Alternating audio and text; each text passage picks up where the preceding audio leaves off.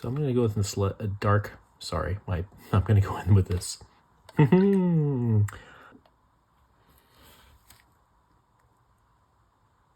Welcome home, nerds. It's your guide, Key. In this episode, we're going to continue painting this Dark Wanderer ? From Sean Sutter in his Relic Blade game. Last time, we got from 0 to here, and now we're going to finish it off by just doing the non-metallic metals on some of the bits, figure out what to do with the hands and the base, and call this one good. We've used a lot of purples here. Blue violet, king purple, and I think we're going to continue with some of this green into the non-metallic metals. So I'm going to throw a little bit down on the palette and see what happens. That is my whole plan for this project at the moment. First, as always, magnification.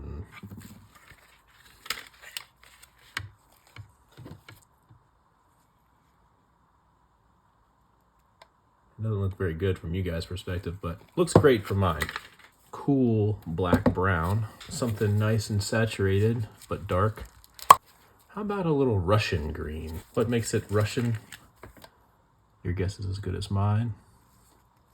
As in previous projects, I imagine we will be doing some mixing and matching of colors in here, so I'm not too worried about these shades at the moment. And then Midori Iro, yellow green, an AK Air series, which is not airbrush, but as in aeroplane.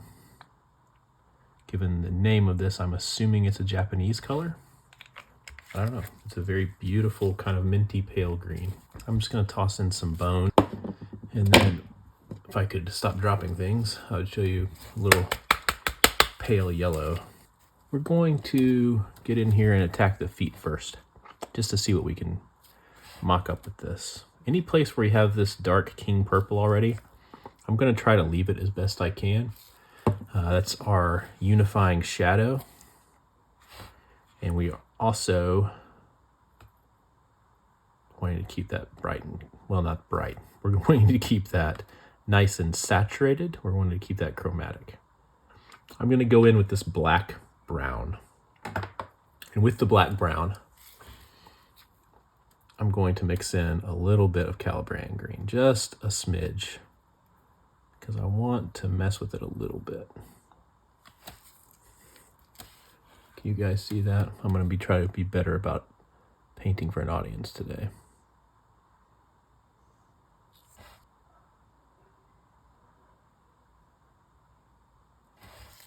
Little hydrophobic action, that's okay. Sometimes that happens with primer. The medium will stick enough that it will create a base for us to paint on shortly.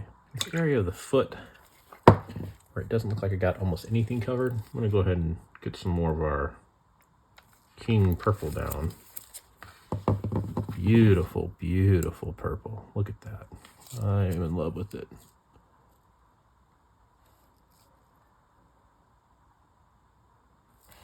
Been using it a lot since I picked up the AK kit where that was sold. Somewhat awkwardly, I painted his, it's hard to tell if those are his actual feet or some socks or something. Anyway, I painted those this leather brown. I don't really care about them very much for the purpose of this paint job, so they're blended in to the feet in some weird way.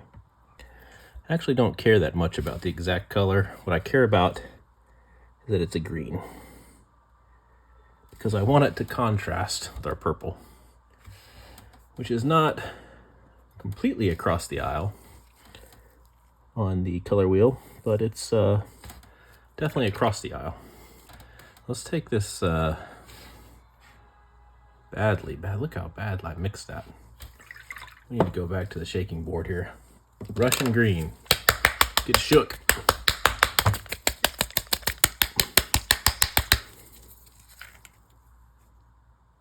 Oh yeah, that's a real paint coming out now. That's a paint.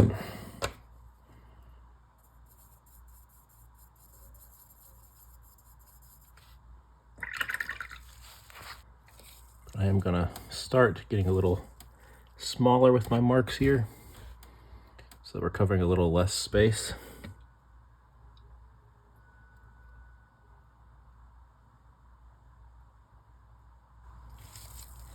Because I do want some of that other color to shine through. In fact, this is probably the stage where I'm going to give up on that brush and move to my actual detail brush, my Winsor Newton #1, which this is as well, but this is an older one.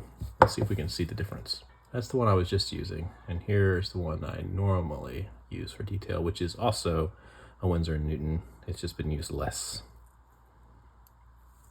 See, same brushes. But you can see the sharpness of this point versus the dullness of that. So when people are talking about sharp points in miniature painting, this is what we're talking about. This thing, I can dot eyes with it. I can write a little script with it. I can do a ton of stuff with it. And in this case, what I'm going to be doing with it is doing little scritchy scratchies. I'm going to start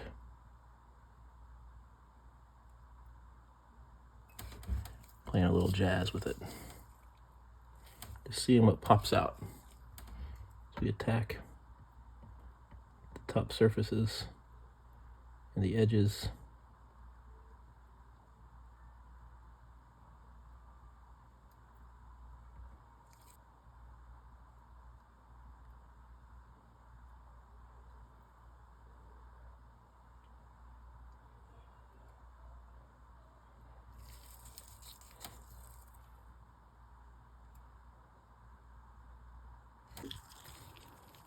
So I've had to switch positions so I can actually see my camera while I'm filming this bit.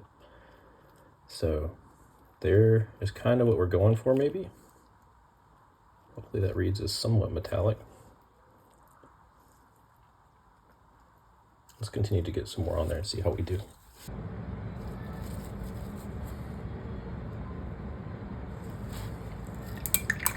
I'm not sure I got any of that footage.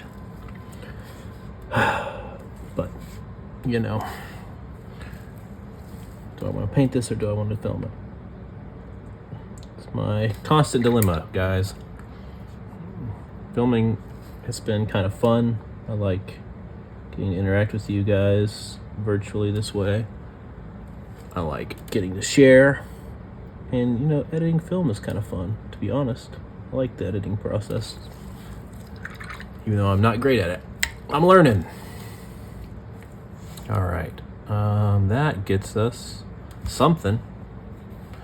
What if we dump a little more bone into the process? So we can get back in here and do one more highlight on these fingers. Just on tops of them fingies.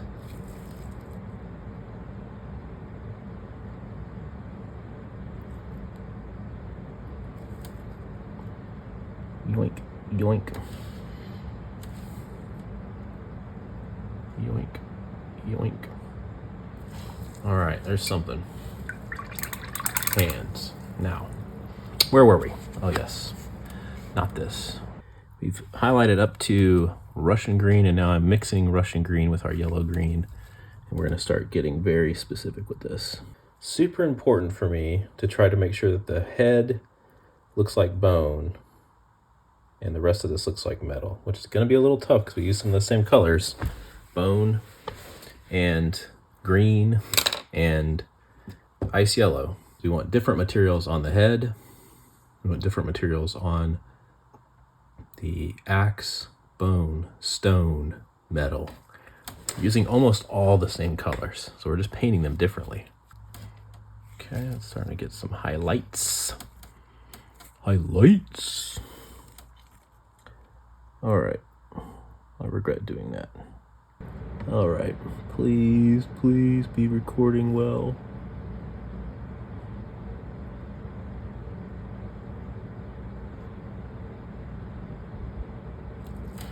Okay, I think that is actually starting to work.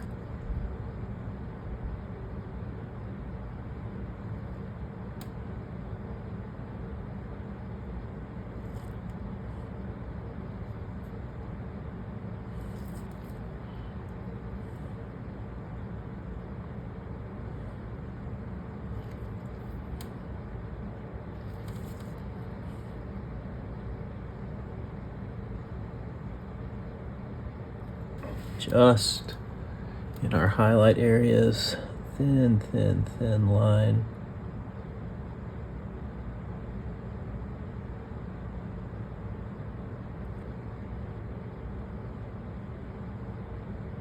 And go back to our, ouch, yellow green.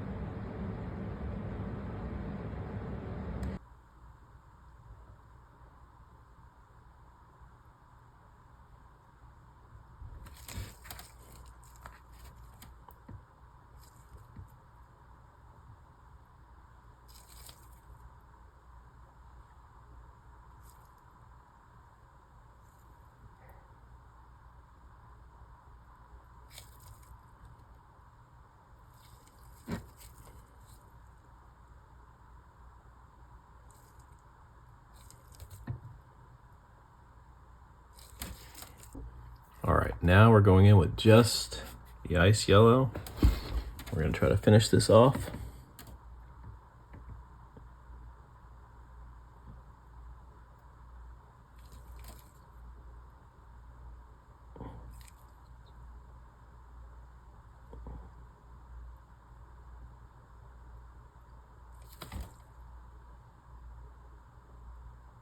A couple of very specific little highlights, paying special attention to where metal would reflect off of metal too.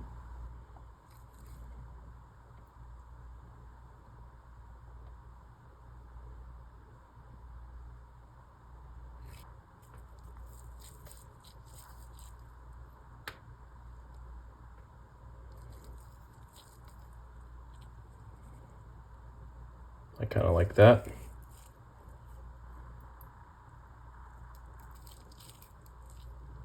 I do think we still have some separation between the bone, the stone, and the metallics there, even though they're all basically the same colors. Yeah, that feels pretty good. He is still a weird looking dude. And I think that is our Relic Blade Mini done. So yeah, I really enjoyed this. Hope you all have enjoyed it as well. Until next time, I've been your guide Key. Please like this video and subscribe. I'm still trying to hit 50 subscribers. As of the time of filming, I'm at 21 subscribers, 40% of the way to our goal. Thank you all so much. Appreciate it. Have a great day.